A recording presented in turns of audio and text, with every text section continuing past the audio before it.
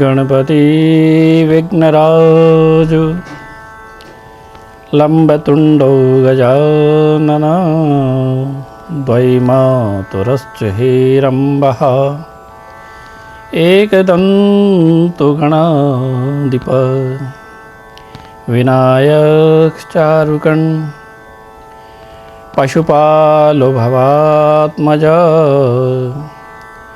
द्वादशैतानि नामानि प्रातरुत्थाय पठेतः सर्वमङ्गलमाङ्गल्ये शिवे सर्वार्थसाधिके शरण्ये त्र्यम्बिके गौरी नारायणी नमोस्तुते। गुरुर्ब्रह्मा गुरुर्विष्णु गुरुर्देवो महेश्वरा गुरुर्साक्षात् परब्रह्मः तस्मै श्री गुरुवे नमः। बोलो गणपति भगवान की जय। शाकंभरी योग माया की जय। श्री हनुमान जी महाराज की जय। श्री भैरवलाल महाराज की जय। सद्गुरुदेव भगवान की जय। पितृदेव भगवान की जय। जय जय श्री अम्बे, जय जय श्री अम्बे, जय जय श्री अम्बे। भगवती जगदम्बिका मेरी इष्टाराध्य पराम्बा, अखिल कोटि ब्रह्मांड की अधीश्वरी राजराजेश्वरी पराम्बा, जगजननी जगदम्बा जो अनंत है, अकाट्य है, अभेद है, निराकार है, वह शक्ति भगवती भवानी पराम्बा जगदम्बिका मेरी इष्टाराध्य, उसको नमन, दंडवत चरणवंदन। और आप सभी माँ चरण अनुरागियों को जय जगदम्बे जी, समस्त धर्म प्रेमियों को जय जगदम्बे जी। बहुत समय से मन में विचार था कि नवरात्र को लेकर कुछ वार्ता की जाए, और जिन महाराज जी के सानिध्य में हम रहते थे, रहे हैं, तो नवरात्र के विषय में उन्होंने बड़ा विस्तृत वर्णन हमें दिया। और कुछ चीज़ें ऐसी लगती थी कि जो हम जनमानस में, हम समाज में नवरात्र व्रत को लेकर कहीं ना कहीं बड़ी भ्रांतियाँ सी हैं। पहली बात तो विष्टाराध्य भगवती पराम्बा हमारी मात्र है, और माँ को तो जैसे भी रिझा लो वैसी रिझ जाती है। लेकिन नवरात्र के जो व्रत हैं वो अपने आप में सर्वोपरि व्रत है, ऐसा मुझे लगता है। और एक चीज़ और भी देखने में आती है कि हम किसी भी मत के हैं, किसी भी संप्रदाय के हैं, किसी भी गुरु परंपरा के हैं, वैष्णव मत से हैं, शाक्त मत से हैं, शैव मत से हैं, अन्य भी किसी मत से हैं, कोई किसी भी व्रत को रखे या ना रखे, किसी व्रत का पारण करे ना करे, लेकिन ऐसा मुझे लगता है कि नवरात्र के व्रत लगभग सभी रखते हैं। सनातन परंपरा से जुड़े लोग तो रखते ही हैं, लेकिन सनातन परंपरा में जो अन्य मत के लोग हैं या जिनको कहें हम हिंदू मत के लोग हैं, वो सभी परंपराओं के लोग नवरात्र के व्रत रखते हैं। लेकिन एक बड़ी अजीब सी स्थिति रहती है व्रत को लेकर। नवरात्र के व्रत 9 दिवस तक। अब इस विषय पे मैं क्या वार्ता करना चाह रहा था, मतलब पहले तो उन सभी विद्वत जनों से क्षमा चाहता हूँ, जो भी बात मैं करना चाह रहा हूँ ये शास्त्र सम्मत है या नहीं है मुझे नहीं पता, लेकिन मेरे व्यक्तिगत विचार ऐसे जरूर हैं भगवती पराम्बा के इन व्रत को लेकर, और चूंकि मैं भी इन्हीं पर ही अमल करता हूँ। नवरात्र के व्रत को लेकर सभी उत्साहित रहते हैं। वर्ष में 4 बार नवरात्र आते हैं। जनमानस में ज़्यादातर जो व्रत का पारण किया जाता है नवरात्र का, वो 2 ही माह का, चैत्र और आश्विन। 2 नवरात्र और जो आषाढ़ और माघ के हैं, माघ मास में है गुप्त नवरात्र, उनको साधक लोग साधना के लिए व्रत करते हैं। लेकिन हम सनातन धर्म के लोगों को चारों ही व्रत का पारण करना चाहिए, लेकिन 4 का नहीं तो जो 2 हैं उनका तो हमें परिपूर्ण करना ही चाहिए, लेकिन हम उन दोनों व्रत को भी परिपूर्ण नहीं करते। ये कुछ भ्रांतियाँ हैं, या ये कहो कि ये मेरी पीड़ा है उन लोगों के लिए जो बड़े उत्साह के साथ, बड़ी श्रद्धा निष्ठा के साथ, बड़े प्रेम के साथ नवरात्र के व्रत भी रखते हैं। लेकिन पूज्य महाराज श्री हमें कहते थे कि प्रगीत ये जो व्रत रखे जाते हैं कहीं ना कहीं कुछ इनमें गलत है। जैसे कि नवरात्र के व्रत पूरे, कुछ चीज़ें जो नवरात्रों के व्रत को लेकर अभी 2-3 दिन से अपने कुछ बालकों से बातचीत थी, बल्कि तो मैं हर नवरात्र से पहले जो मेरी अपनी बात रहती है व्यक्तिगत, इससे सब लोग संतुष्ट होंगे ऐसा तो मैं नहीं कह सकता, लेकिन जो मेरा जीवन का अनुभव कह सकते हैं, या जो मुझे पूज्य महाराज श्री ने बताया, या जो मुझे नवरात्र के व्रत को लेकर लगा कि भाई ये व्रत ऐसे होने चाहिए, तो उसके लिए प्रथम दिवस नवरात्र में प्रतिपदा से हम भगवती के 9 शक्तियों का आह्वान करते हैं, है ना। बड़े मन से, बड़ी श्रद्धा निष्ठा से हम घर में 9 देवियों को बुला लेते हैं।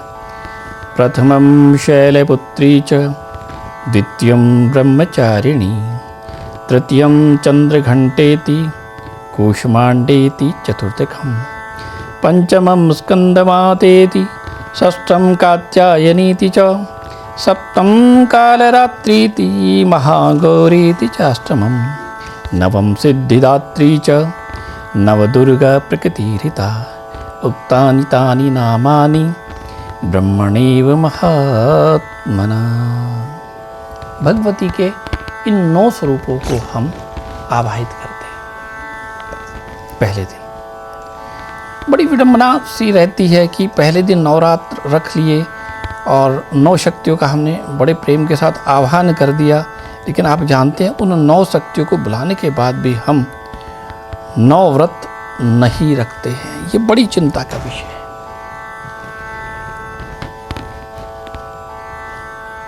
नवरात्र का मतलब, जब पहले दिन हमने भगवती जगदम्बा की स्थापना कर दी, संग में हनुमत लाल जी भैरव जी की स्थापना कर दी, नौरतों विद्या खित्री बोधी, कलश स्थापित हो गया, अखंड ज्योत चेतन हो गई, प्रज्वलित हो गई, फिर इसके बाद वो नवरात्र हम पूरे क्यों नहीं करना चाहते? कुछ लोग पहला व्रत, बाद का व्रत, अब बात प्रारंभ हो रही है उसी विषय को लेकर, क्या हम नवरात्र के व्रत पूरे रखते हैं या ठीक है? नहीं। पहले दिन हमने भगवती की स्थापना करी, उस स्थापना के साथ हमने प्रथमम शैलपुत्री माँ के पहले स्वरूप शैलपुत्री से लेकर और नवम सिद्धिदात्री, माँ का जो नवा स्वरूप है सिद्धिदात्री, वहाँ तक भगवती के आवाहन कर दिया। माँ से प्रार्थना कर दी है, माँ नवदुर्गा हमारे घर में विराजमान हो जाओ। 9 देवियाँ, 9 शक्तियाँ और नवरात्र, 9 रातें माँ को बुला लिया, व्रत प्रारंभ कर दिया, संकल्प ले लिया माँ, मानसिक संकल्प ले लिया, भावनात्मक संकल्प ले लिया, आचार्य पुरोहित जी को बुला के संकल्प ले लिया कि माँ 9 दिवस तक यहाँ विराजमान हो जाओ, नवशक्तियाँ यहाँ विराजमान हो जाओ। लेकिन उन नवरात्र के व्रत को हम पूरा क्या करते हैं, पहला व्रत रख दिया। ज़्यादातर हम लोगों के यहाँ क्या परंपरा प्रारंभ हो गई है कि एक पहला व्रत और एक बाद का व्रत जोड़ा। किसी भी ग्रंथ में ये कोई भी प्रमाण नहीं मिलता कि पहला व्रत और बाद का व्रत रख लीजिएगा। कुछ लोग और परंपरा करते हैं कि गुरुजी हम बाद के 2 व्रत रख लेते हैं और हमारे नवरात्र पूरे हो गए। ये बात मेरी बुद्धि से तो बड़े परे है भाई। कुछ लोगों का मत है गुरुजी स्वास्थ्य ठीक नहीं कहता, तो स्वास्थ्य ठीक नहीं है या स्वास्थ्य अनुमति नहीं देता तो पहला और बाद का भी ना रखे, प्रतिदिन भगवती का पूजन पाठ करें। माँ ने थोड़ी कहा कि आप व्रत रखिएगा। अब हमने पहला व्रत रख लिया और पहले दिवस का जो व्रत है वो भगवती शैलपुत्री को हमने समर्पित कर दिया। संध्या काल के अंदर भगवती का भोजन प्रसाद भोग लगाया और हमने माँ को समर्पित कर दिया। अब इसके बाद पहले दिन प्रथम शैलपुत्री है, दूसरे दिन भगवती ब्रह्मचारिणी है, तीसरे दिन चंद्रघंटा है। इस प्रकार से जो 9 शक्तियाँ हैं उनमें हमने पहले दिन की पहली शक्ति को आवाहित करने के बाद की जो शेष शक्तियाँ हैं उन्हें हमने छोड़ दिया। ऐसा तो संभव नहीं कि पहले दिन 9 के 9 का व्रत रखा, क्योंकि एक एक दिवस भगवती के 9 दिवस तक प्रतिदिन प्रथम शक्ति एक शक्ति का पूजन लिखा गया है। या हमने बाद की शक्तियों का 2 का पूजन कर लिया, कालरात्रि, महागौरी आदि इत्यादि, फिर भी हमारा व्रत अधूरा है। इसका मतलब पहली जो शैलपुत्री है, ब्रह्मचारिणी है, चंद्रघंटा है, माँ कूष्मांडा, स्कंदा माता है, कात्यायनी है, ये सब रह गए। पहले दिन अखंड ज्योत चेतन करी, अखंड ज्योत को प्रज्वलित कर दिया, माँ को बुला लिया। माँ को बुलाने के बाद हमने उन 9 शक्तियों में से एक ही शक्ति का आह्वान पूजन किया, बाकी शेष शक्तियों का नहीं। तो आप कल्पना करें, वैसे तो माँ है, माँ कभी अहित कर ही नहीं सकती और नहीं करती, लेकिन आप तो विचार करें। अच्छा, आप यही विचार करें कि आपने घर में एक परिवार को बुलाया, पूरे परिवार को, पति पत्नी हैं, बाल गोपाल हैं, वो 2 4 5 लोग आपके घर में आ गए, वो 2 4 अतिथि आपके घर में आ गए, और उसमें से आपने जो घर के मुखिया हैं या घर में से कोई भी एक व्यक्ति का चुनाव कर लिया कि भाई हम आज जो है अपने इस आतिथ्य सत्कार में एक ही व्यक्ति को भोजन प्रसाद कराएंगे, बाकी शेष को नहीं। तो क्या होगा? बाकी जो और 7 आए थे वो क्या आशीर्वाद देंगे, वो आपके लिए क्या मंगल कामना करेंगे? नहीं। अब आप इसी प्रकार कल्पना करें कि जब हम प्रथम दिवस में 9 शक्तियों का आवाहित किया है और एक शक्ति के लिए हमने व्रत पूजन आदि इत्यादि का शेष शक्तियाँ छोड़ दी, तो जो स्थिति घर में बुलाए हुए अतिथियों में से एक अतिथि को भोजन कराने के बाद अन्य अतिथियों के मन में जो पीड़ा, वेदना या जो भी उनके मन में कोई विचार आएंगे, वही स्थिति यहाँ भी होती है नवरात्र में। नहीं करें, व्रत पूर्ण रखें, 9 के 9 दिवस तक रखें, नवरात्रि तक रखें। कुछ लोग कहते हैं कि गुरुजी कुछ नहीं से कुछ ही अच्छा होता है। बिल्कुल ऐसा नहीं है, बिल्कुल नहीं है। कुछ नहीं से कुछ भी अच्छा है। सीधा सा उदाहरण है कि 4 लोग अतिथि आपके घर में आए हैं और आप ये सोचे कि चलो कुछ नहीं से कुछ तो एक को तो करा ही दिया हमने घर बुलाकर। आपने बुलाया है, उन 9 शक्तियों को आपने बुलाया, उन अतिथियों को आपने बुलाया है, सब नहीं आए हैं वो। भगवती के 9 स्वरूपों को पहले दिन आपने ज्योत के रूप में, कलश के रूप में, भगवती के पीठ के रूप में आपने आवाहित किया है, बुलाए हैं, माँ को बैठा दिया है घर में, संकल्पबद्ध कर कि माँ 9 दिन तक हम लेंगे। और आप नवरात्र का संकल्प लेते हैं, नवरात्रि का संकल्प लेते हैं, लेकिन नवरात्रि में से भी आप पूरे नहीं करते। क्या क्या पूरे नहीं करते? पहले तो व्रत ही अधूरे, पहला व्रत बाद का व्रत 2 जोड़े कोई ग्रंथों में प्रमाण नहीं, बाद के 2 व्रत कोई ग्रंथों में प्रमाण नहीं है। जोड़े रख लिए हमने। ये जो जोड़े की परंपरा है व्रत की, ये लोकाचार में अपने आप अपनी इच्छा से अपनी सुविधा के लिए हमने बना लिए। ग्रंथों में इसका कोई प्रमाण नहीं है कि हम पहला रख लेंगे, बाद का रख लेंगे, बाद के 2 व्रत रख लेंगे। ऐसा कोई प्रमाण हमें ग्रंथों में कहीं नहीं मिलता है। अब ये बड़ी विडंबना सी है। अब चलो, ये तो इन लोगों को, मुझे लगता है कि माँ है कुछ अहित तो नहीं करेगी, लेकिन मेरे मन में रहता है तनाव कि ये 2 व्रत रखने के बाद जो बाद की शेष 7 शक्तियाँ हैं, वो मन में अपने क्या भाव रखती होंगी या वो क्या आशीर्वाद हमें देती होंगी, ऐसा नहीं। अब आप खुद भी कल्पना कर सकते हैं कि जब हम अतिथियों को बुलाते हैं और उससे एक अतिथि के भोजन के बाद उसकी क्या ऐसी स्थिति, भगवती की जगत की मालिक है, जगदीश्वरी है, आप उन शक्तियों को बुला रहे हैं, आपने स्वयं बुलाया, स्वयं आवाहित का। आपने पहले दिन बोला भगवती जगदम्बिका आह्वयामी स्थापयामी पूजयामी, आपने बोला है। इसके बाद आप पहले दिन व्रत रखने के बाद छुट्टी कर देते हैं। इसके बाद जो लोग ये कहते हैं सब हम पूरे व्रत रखते हैं, गुरुजी हम तो पूरे व्रत रखते हैं, मुझे लगता है वो भी पूरे नहीं रखते। चलो कहते हैं ना गुरुजी हम पूरे व्रत रखते हैं, संपूर्ण व्रत रखते हैं। भाई कैसे रखते हो? गुरुजी सप्तमी तक व्रत रखते हैं, अष्टमी को हम पूरा कर देते हैं। हमने पूरे व्रत रखे हैं। तो पहली बात तो सप्तमी तक 7 व्रत हुए। अष्टमी को प्रातःकाल की वेला में आपने कन्या को भोजन प्रसाद करके भगवती को विदा कर दिया, तो न तो अष्टमी का व्रत हुआ और न ही नवमी का व्रत हुआ। आपने 7 ही व्रत रखे हैं सप्तमी तक। अष्टमी को आप व्रत में नहीं जोड़ें, उस संख्या को आप अष्टमी को व्रत में काउंट नहीं करें, उसमें नहीं जोड़ें। भाई आप ही कह रहे हैं कि हमने पूरे व्रत रखे हैं। कब से? प्रतिपदा से सप्तमी तक। फिर क्या किया कि अष्टमी को हमने उसका पारायण कर दिया। अष्टमी को प्रातःकाल की वेला में हमने कन्याओं को बिठाया, भोजन प्रसाद भेज दिया। उसके बाद हमने अपने आप प्रसाद ले लिया। तो इसका मतलब अष्टमी का व्रत तो रखा ही नहीं ना।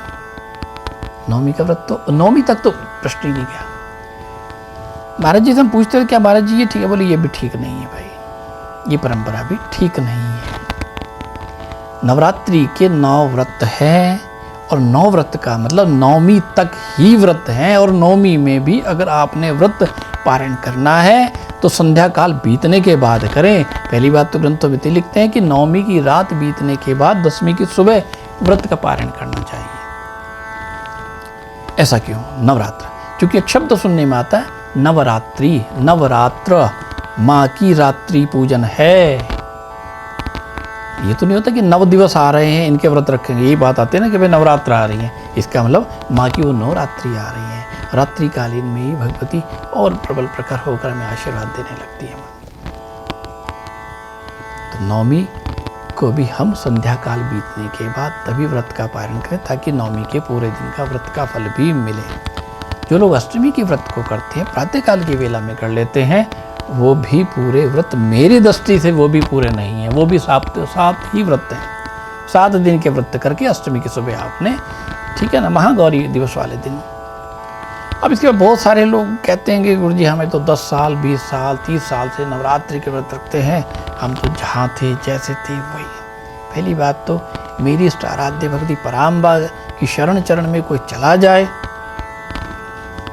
और उसका कल्याण ना हो, ये मुझे नहीं लगता। लेकिन हम जब अधूरे रह जाएं, पहले दिन भगवती शैलपुत्री माँ आवाहित की आ गई, दूसरे दिन भगवती ब्रह्मचारिणी का पूजन हुआ।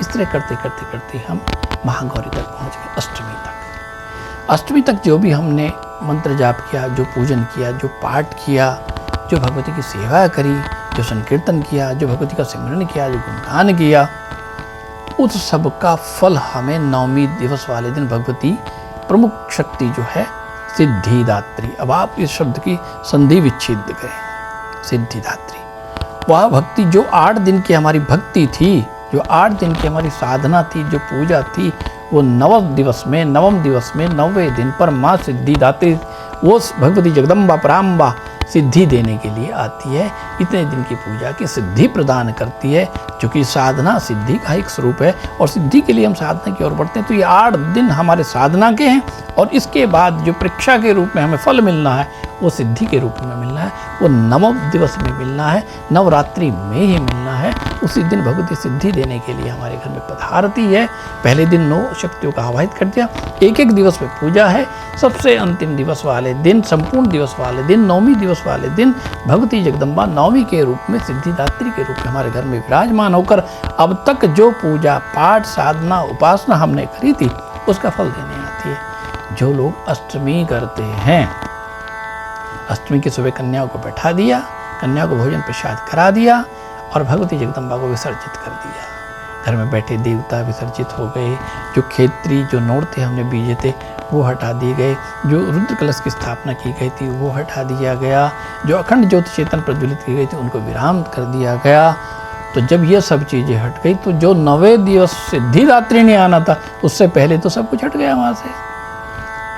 भगवती पराम्बा के 9वें स्वरूप को जो सिद्धिदात्री को सिद्धि देने के लिए आना था वो तो आने से पहले ही बाहर से बाहर चली गई। कैसे सिद्धि मिलेगी? इसका मतलब ये है कि जो 7 दिन की साधना थी, जिस प्रकार पूरे वर्ष भर हम 8-10 महीने पढ़ते हैं, स्कूल जाते हैं, क्लास में जाते हैं, ट्यूशन पढ़ते हैं, लेकिन परीक्षाओं के समय जब हम वो जो 10 दिन 15 दिन 1 महीना परीक्षाओं का होता है वो हम नहीं दें तो पिछले जो 10 महीने पढ़े थे वो सब बेकार। उस 1 महीने का इतना महत्व है परीक्षा देने का। इसी प्रकार जो 7 दिन 8 दिन हमने आराधना उपासना माँ की कृपा से करी या जो माँ ने करवाई, और 9वें दिवस में जब सिद्धि देने की बात आई, हमारे सकल कामना की सिद्धि प्रदान करने की बात आई, हमारे सकल दोषों का जब हरण करने के लिए माँ सिद्धिदात्री आ रही है, तब तक सिद्धिदात्री के आने से पहले तो हमने माँ का आसन, सिंहासन, ज्योत, कलश, अन्य देवताओं को उनके स्थान पर भेज दिया कि जहाँ से आप आए थे प्रभु आप वहाँ विराजमान हो जाए, और हम पूरा आनंद उत्सव मनाने लगे। जिस प्रकार पूरे वर्ष पढ़कर पेपर न देने से जो स्थिति हमारी होती है, परीक्षा न देने से जो हमारी स्थिति होती है, उसी प्रकार 8 दिन तक पूजा करने के बाद जो हम अष्टमी को व्रत खोल देते हैं, अष्टमी को जो व्रत का पारायण कर देते हैं, वही स्थिति इसमें रहती है। और वो चाहे आप 10 साल कर लें और चाहे आप 20 साल कर लें, माँ है कृपा तो करेगी। जिस प्रकार आप साल भर पढ़ेंगे आपको नॉलेज तो मिलेगी, ऐसा तो है नहीं कि भी आपको ज्ञान नहीं मिलेगा, ज्ञान तो मिलेगा।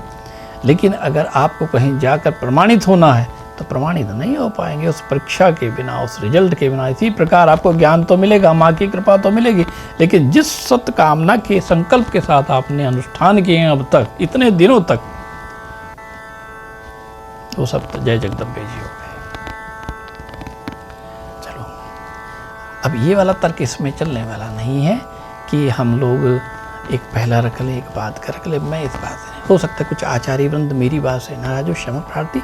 ये मेरे व्यक्तिगत विचार हैं कि व्रत पूरे होने चाहिए, प्रतिपदा से लेकर 9वीं तक पूरे व्रत होने चाहिए, और 9वीं की रात बीतने का 10वीं को पारायण होना चाहिए, और 10वीं को नहीं भी पारायण हो तो 9वीं की संध्या काल, ताकि 9वीं के पूरे दिन का व्रत बीत जाए और दिन ढलने के बाद संध्या काल जब आ जाए तब माँ का गुणगान आदि इत्यादि कर तब अपने व्रत का पारायण कर सकते हैं।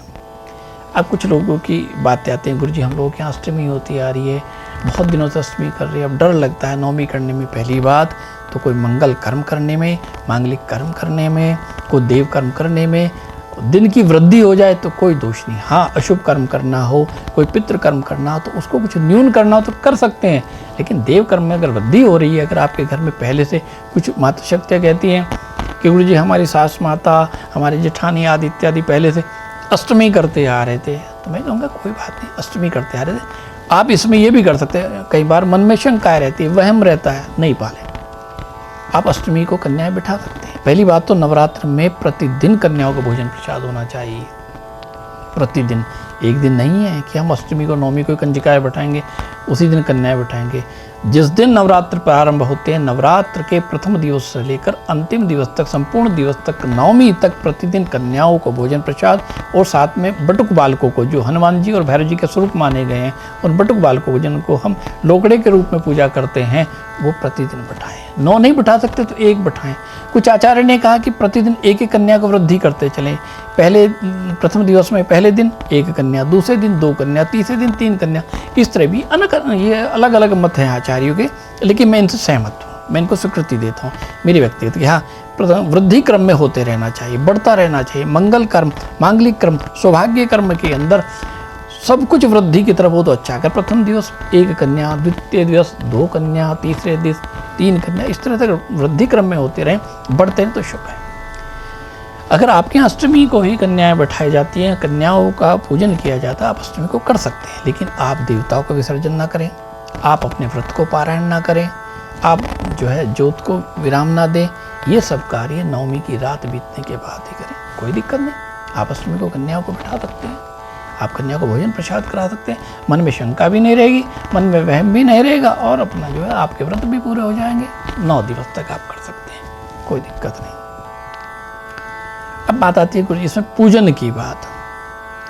तो ज़्यादातर तो लोग वैसे व्रत की जब बात प्रारंभ करने आते हैं तो जब पूछते हैं गुरु जी हम व्रत रखना चाहते हैं, कोई भी व्रत हो, मेरा नवरात्र नहीं, किसी और व्रत की बात करें, सोमवार का, बुधवार का, बृहस्पतिवार का या एकादशी, तो सब लोग एक ही चीज़ बात को पूछते हैं, गुरु जी व्रत प्रारंभ करना है, भाई बहुत अच्छी बात है, कर लीजिएगा।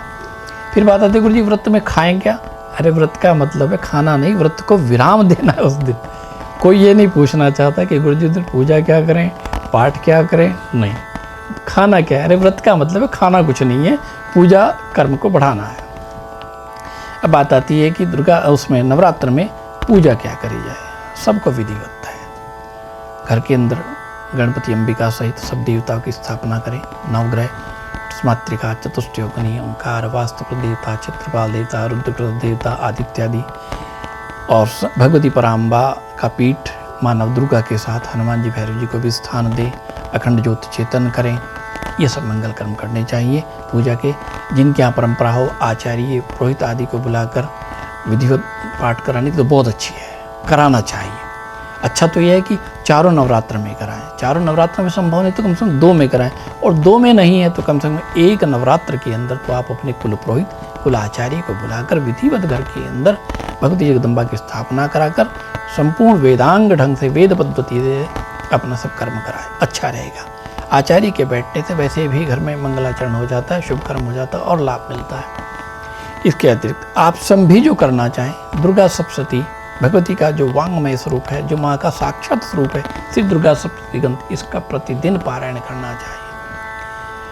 दुर्गा सप्तशती के पाठ को लेकर भी बड़ी भ्रांति है कि गुरुजी हम लोग प्रतिदिन 1 अध्याय पढ़ लें, फिर दूसरे दिन दूसरा पढ़ लें, तीसरे दिन तीसरा पढ़ लें। नहीं, ऐसा भी नहीं है। दुर्गा सप्तशती में भी उसके पाठ की, पारायण की विधि लिखी हुई है, लेकिन एक सरल सी विधि जो हमें बताई गई है कि प्रथम दिवस में, पहले दिन में पहला पाठ, दूसरे दिन में दूसरा, तीसरा, चौथा अध्याय, और तीसरे दिन में जो है वो 5वें अध्याय से लेकर 13वें अध्याय तक पाठ होना चाहिए। लेकिन उससे पहले जो माँ के जितने भी स्वरूप के पाठ हैं, भगवती का कवच है, अर्गला है, कीलक है, रहस्य है, निर्वाण मंत्र है, वो भी, और पाठ के समाप्ति के बाद जितना भी क्रम है, निर्वाण मंत्र, और उसके बाद जितने भगवती के रहस्य आदि इत्यादि हैं, उन सब का पाठ करना चाहिए। ये सब चीज़ें प्रतिदिन हो, लेकिन प्रथम दिवस में प्रथम अध्याय, द्वितीय दिवस में द्वितीय, तृतीय, चतुर्थ अध्याय, और तृतीय दिवस में तीसरे दिन में पंचम से लेकर 13वें अध्याय तक का पाठ प्रतिदिन होना चाहिए। क्योंकि भगवती के पाठ को, इन अध्याय को जो है 3 चरित्रों के रूप में विराजमान कर दिया है। प्रथम चरित्र, प्रथम अध्याय, मध्यम चरित्र जो माँ का दूसरा, तीसरा और चौथा अध्याय है, और उत्तम चरित्र जो है वो भगवती का 5वें अध्याय से लेकर 13वें अध्याय तक। ऐसे ही हमें पाठ करना चाहिए। प्रतिदिन ऐसे नहीं करें, पहला पाठ एक दिन, दूसरे दिन दूसरा, तीसरे दिन तीसरा, चौथे दिन चौथा, ऐसा कोई विधान नहीं मिलता। इसके अतिरिक्त दुर्गा सप्तशती में और भी तरीके से पाठ बताए गए कैसे हमें करने चाहिए, लेकिन ये पाठ का सर्वोत्तम तरीका है। कुछ लोग कहते हैं हम दुर्गा सप्तशती संस्कृत में है, ऐसा नहीं है। दुर्गा सप्तशती के श्लोक संस्कृत में है, तो नीचे उनका हिंदी अर्थ भी है। भगवती आपके मन के भाव को सुन रही है, वो आपके मन की भाषा समझे, वो आपके अंतर मन की जो भाषा है उसको सुन रही है आराम से। आप हिंदी में कहें, आपका मन हिंदी में पढ़ने का बिल्कुल करें, जैसे आप करना चाहें करें, लेकिन पाठ करें।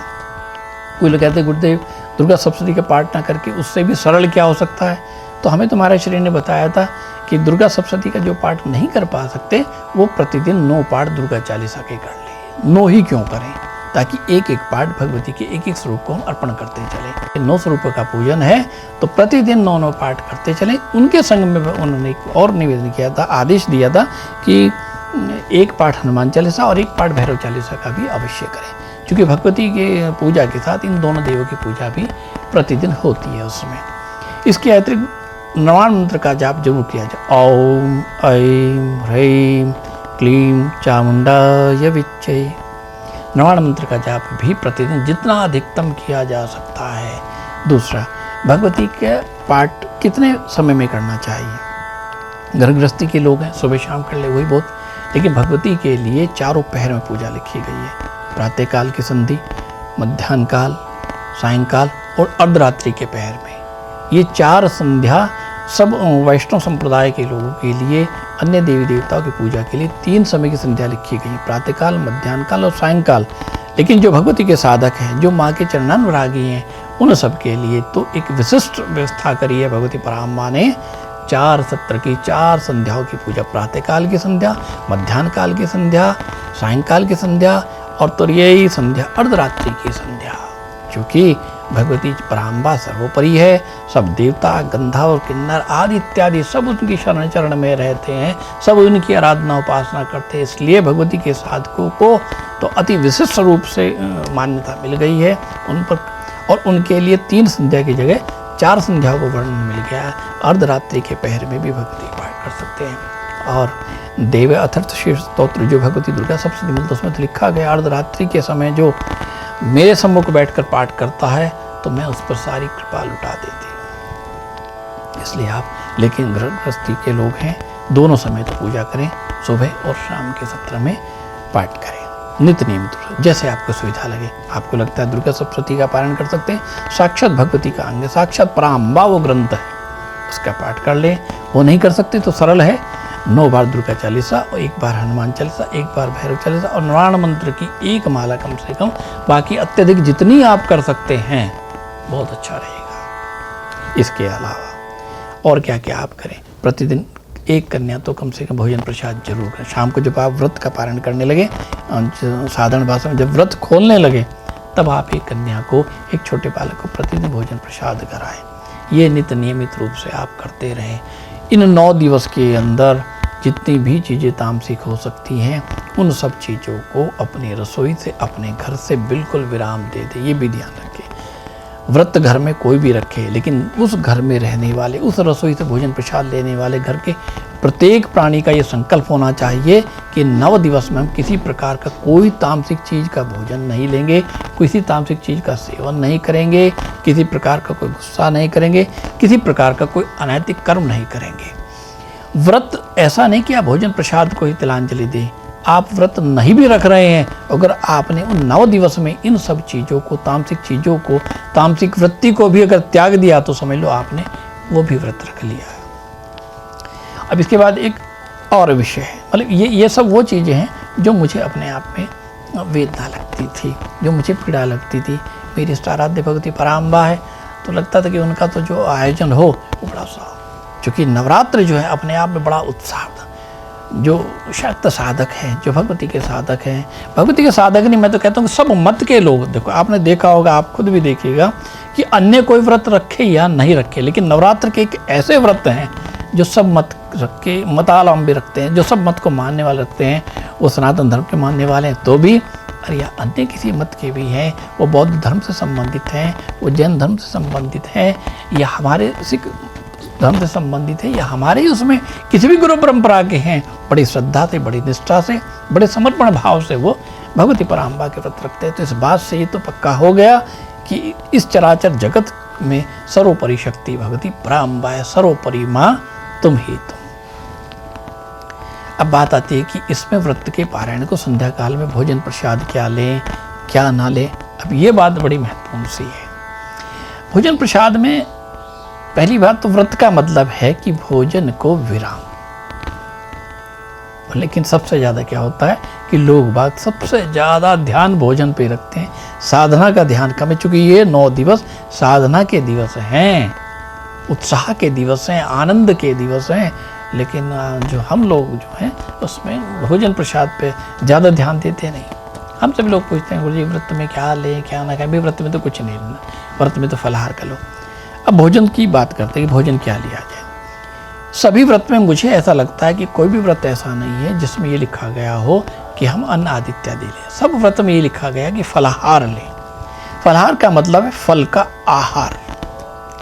लेकिन हमें देखने में लगता है कि लोग फलाहार कम करते हैं, फुल आहार ज़्यादा करते हैं, है ना।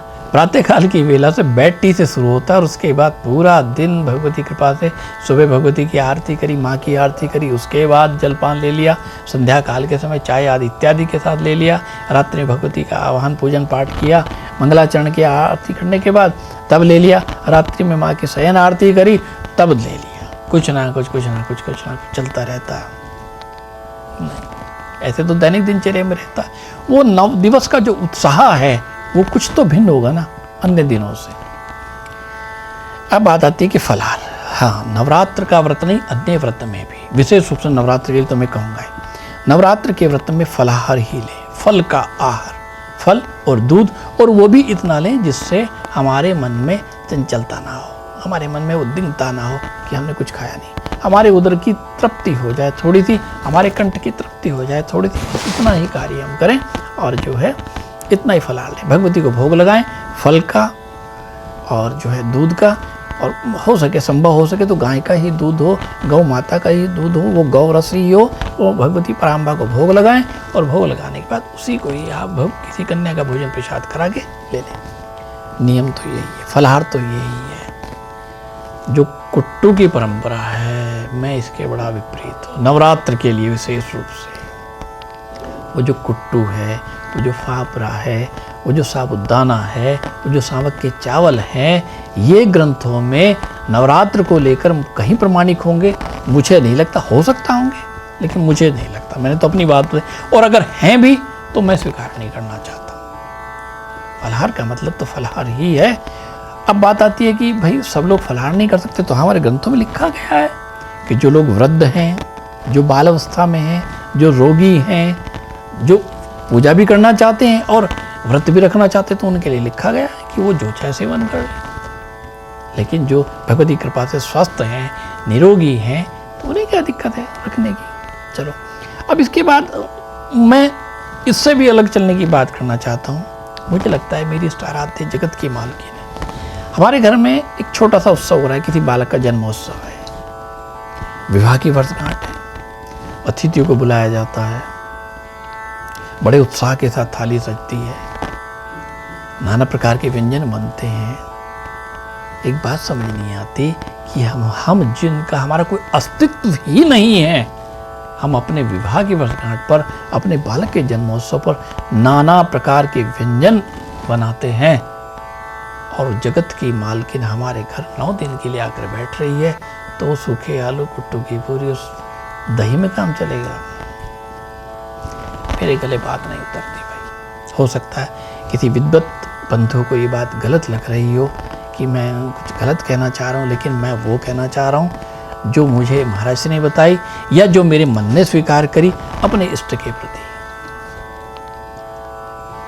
अपनी भगवती पराम्बा को आप नाना प्रकार के सरिस रुचिर व्यंजन बहुभांति, ऐसा आनंद उत्सव बरसना चाहिए कि माँ की थाली जो है 56 भोग से सजे, 56 व्यंजनों से सजे। 9 दिन तक तो ऐसा उत्सव मने कि रसोई में भी ऐसा आनंद रहे, मन में ये उल्लास और उत्साह रहे कि आज भगवती की थाली का ऐसा श्रृंगार करना, जैसा माँ का श्रृंगार करते हैं ऐसे उसकी थाली का भी श्रृंगार करो, सब बनाओ, नाना प्रकार के व्यंजन बनाओ, नाना प्रकार के मिष्ठान बनाओ। कभी रसगुल्ले हैं, रसमलाई है, मालपुआ है, कभी बादाम का हलवा, कभी काजू का हलवा, ऐसे ऐसे नाना प्रकार के व्यंजन बनाओ। अरे हम अपने बच्चे के जन्म पे बनाते हैं, अपने विवाह की वर्षगांठ पे बनाते हैं, और तो और कोई अतिथि को आमंत्रित कर लिया उसके लिए न जाने कितने प्रकार के व्यंजन बनाते हैं। हम अपने एक साधारण से अस्तित्व को लेकर इतनी व्यवस्था करते हैं। वो जगत की मालकिन जिसे सारे देवी देवता गंधर्व किन्नर भजते हैं, उसके लिए सिर्फ इतनी सी बात कुट्टू, और कुट्टू का कोई प्रमाण भी नहीं है। और आप जानते हैं बाजार के कुट्टू में क्या न जाने क्या क्या मिलकर आता, आप भली बात ही जानते हैं, और जो उसको बेचते हैं उन्हें भी पता होगा। नहीं करें, बिल्कुल नहीं करें। सुंदर सी थाली माँ की सजाएं, खूब सजाएं, अन्न से सजाएं, नाना प्रकार के सलाद हो, नाना प्रकार के पापड़ हो, नाना प्रकार के अचार हो, अरे थाली देखकर दृष्टि में आनंद आ जाए, ऐसा माँ का भोग लगे, और फिर बड़े प्रेम के साथ माँ का भोग लगाओ, क्या आनंद बरसेगा। जिसे देखकर आपकी दृष्टि प्रसन्न हो जाए, उसे देखकर तो मेरा इष्ट भी प्रसन्न होगा, मेरी पराम्बा भी प्रसन्न हो जाएगी, आनंद बरसेगा। ऐसी थाली भोग लगाओ। और ये मैं दृढ़ विश्वास के साथ कह सकता हूँ, आप किसी पाप के भागी नहीं बनेंगे, अपितु जितने अब तक आपने व्रत किए होंगे उन सारे व्रत का फल एक तरफ, और एक दिन का भगवती का भोग इस प्रकार में। रसोई में उत्साह रहे, थाली को देख के उत्साह रहे, आनंद बरसे। माँ का ऐसा श्रृंगार, थाली का श्रृंगार, भोजन का श्रृंगार, कुछ नहीं बिगड़ेगा। दूसरी बात, एक वो जो 2 दिन का व्रत और 1 दिन का व्रत है, जब ऐसी थाली सजेगी तो आप कहेंगे हम गुरुजी हम 9 दिन का व्रत नहीं रखना चाहते, हम तो 18 दिन का रख लेंगे, क्योंकि ऐसा उत्सव है। वो जो 2 व्रत, पहला व्रत और बाद के व्रत का जो डर रहता ना, वो ये रहता भाई रोज खाना खाना है, वो रोज सुबह के जो आलू के पराठे हैं वो बंद हो जाएंगे, वो जो दोपहर का शाही पनीर है वो बंद हो जाएगा, वो जो रात के अन्न उत्सव का भोजन है वो बंद हो जाएगा, वो जो बाजार के चाउमीन और आदि इत्यादि वो जो और प्रकार के व्यंजन हम खा लेते हैं वो बंद हो जाएगा। इसी डर से तो हम एक व्रत और दूसरा व्रत रखते हैं। अच्छा, आप कल्पना करें जब ऐसी थाली सजी होगी तो आप नहीं चाहेंगे कि ये व्रत 9 दिन ना रह के और दुगने हो जाए। ऐसा ही होगा ना।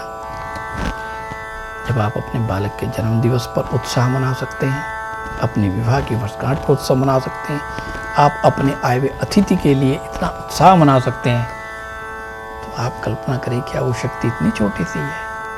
जगत की मालकिन है, जगत की अधीश्वरी है, सब देवता उसकी शरण चरण में है, उसके प्रकाश से संपूर्ण चराचर जगत प्रकाशित होता है। उसके लिए भी ध्यान रखें कि ऐसी आनंद उत्सव, ऐसी श्रृंगारित थाली प्रतिदिन बनाएं। और मैं विश्वास के साथ कह सकता हूँ कि एक नवरात्र में आप करेंगे तो अगले नवरात्र तक भगवती की ऐसी कृपा आपके घर में बरसेगी। ये कहीं नहीं लिखा कि कुट्टू खाएं। कुछ ग्रंथों में एक बात लिखी मिलती है कि आप फलाहार का व्रत करें। लिखा गया कि जो लोग फलाहार का व्रत नहीं कर सकते वो एक समय का भोजन कर ले।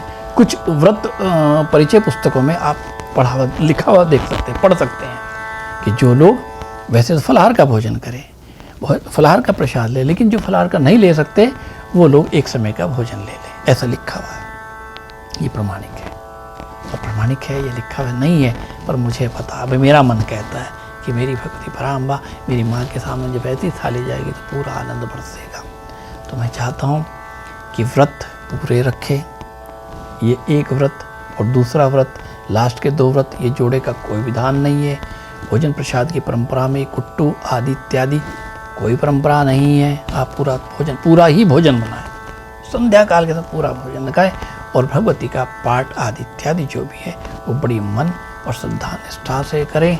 ये कुछ भाव नवरात्र के व्रत को लेकर मन में थे जो आपसे साझा करना चाहता था। अब तक जितनी भी बात रही वो सब मेरे व्यक्तिगत अनुभव की रही, जो मैंने पिछले कुछ वर्षों के अंदर अपने सनातन धर्म के लोगों के बीच देखा, या अपने साथ जुड़े हुए उन लोगों को देखा जो माँ के चरणानुरागी हैं। उनके इस व्रत परंपरा को देखकर कहीं ना कहीं मन में टीस होती थी। नहीं ऐसा करें, बस पूरे नवरात्र रखें, संध्या काल माँ की आरती करें, रात्रि काल में कुछ समय के लिए प्रतिदिन, चूँकि लिखा गया रात्रि जागरण, वैसे तो लिखा गया रात्रि जागरण, रात्रि भर जाग कर माँ का गुणगान करें। लेकिन चूँकि हम घर गृहस्थी वाले हैं, काम व्यवसाय आदि में लगे रहते हैं, सब लोग कोई नौकरी पेशे का आदमी है, तो इसलिए हम चाहते हैं कि रात्रि भर भी जागरण नहीं कर सके तो कुछ देर के लिए संध्या काल में, नवरात्रि में क्या हम सुबह बिल्कुल कभी भी कर सकते हैं। लेकिन आपने देखा कि भगवती के इन नवरात्र के लिए एक शब्द जुड़ता है नवरात्रि, इसका मतलब रात्रि में ही भगवती का बहुत कुछ विशिष्टता है। और मैं तो व्यक्तिगत अनुभव देखता हूँ कि जो दिन भर पाठ करते हैं उसका जो आनंद आता है वो तो अपना है ही आनंद। लेकिन जो मैं रात्र को जो हमें पूज्य महाराज जी ने कभी बताया था रात्रि के पाठ का, दिन भर में की गई 10 माला और रात्रि में अगर 1 माला भी कर ली तो जो उसका आनंद है, ये मेरा अपना अनुभव मैं बता रहा हूँ। रात में अगर 1 भी माला भगवती के श्री चरणों में बैठ के कर दी तो वो अतुलनीय है, वो अवर्णनीय, उसका वर्णन ही नहीं हो सकता है। इसलिए पूरे व्रत रखें, एक व्रत, 2 व्रत, ये कोई परंपरा नहीं है। अष्टमी को व्रत सुबह आप कन्या को बिठा सकते हैं, आपके घर में जो परंपरा भोजन प्रसाद बनाए अष्टमी को कर सकते हैं। हमारी कुछ परंपराएं जो है कि अष्टमी को कढ़ाई शब्द जो है वो कढ़ाई का जो हलवा बनता है वो कर सकते हैं। लेकिन जो व्रत पूरे रख रहे हैं, जो कहते हैं परिपूर्ण व्रत रखते हैं, पूरे व्रत रखते हैं, संपूर्ण व्रत रखते हैं, वो नवमी की रात तक ही रखें। भोजन प्रसाद के अंदर पूरी थाली का श्रृंगार करें, प्रतिदिन नए नए व्यंजन बनाएं। बल्कि नवरात्र के आने से पहले एक सुंदर सी लिस्ट तैयार कर लें। पहले दिन ये है, दूसरे दिन ये है, तीसरे दिन ये है, चतुर्थ ये है। और पूजा पाठ के प्रति पूर्ण समर्पित भाव से पूजा पाठ करें जितनी आप कर सकते हैं। और कम से कम भोजन प्रसाद, बस ये कि सुबह के सत्र में भगवती के आरती पूजन जो करते हैं वो कर लें। उसके बाद जो भी सूक्ष्म रूप में आप माँ को भोग लगा के जलपान जो भी लेना चाहें वो प्रातःकाल की वेला में आप ले लीजिएगा। और फिर पूरा दिन कुछ भी ना लें, फिर तो बस भगवती का गुणगान चलता रहे। और संध्या काल के अंदर फिर माँ का भोग लगा के एक बार बस उस समय आप ले लें। उसके बाद भी ऐसा नहीं कि आपका व्रत खुल गया तो पूरी रात चलता ही रहना है। बस एक आसन पर बैठकर आपने जो प्रसाद पा लिया उतना ही पाएं। ऐसा नहीं कि आपको ये लाइसेंस मिल गया है कि बस अब आपका व्रत खुल गया तो अब खुला हुआ है पूरी रात खोले रखें, नहीं करें। इन्हीं शब्दों के साथ अपनी वाणी को विराम देना चाह रहा था। आप सभी माँ चरणानुरागी को जय जगदम्बे जी। इन वक्तव्य में कहीं कोई त्रुटि रह गई हो तो क्षमा चाहता हूँ, लेकिन विनम्र प्रार्थना, जब आप व्रत रख रहे हैं तो उन व्रत का पूरा लाभ लें, पूरा आनंद लें और भगवती पराम्बा आपके सकल दोषों का हरण करे, सकल कामना की सिद्धि दे। इन्हीं मंगल कामनाओं के साथ आपको जय जगदम्बे जी, जय जगदम्बे जी, जय जगदम्बे जी।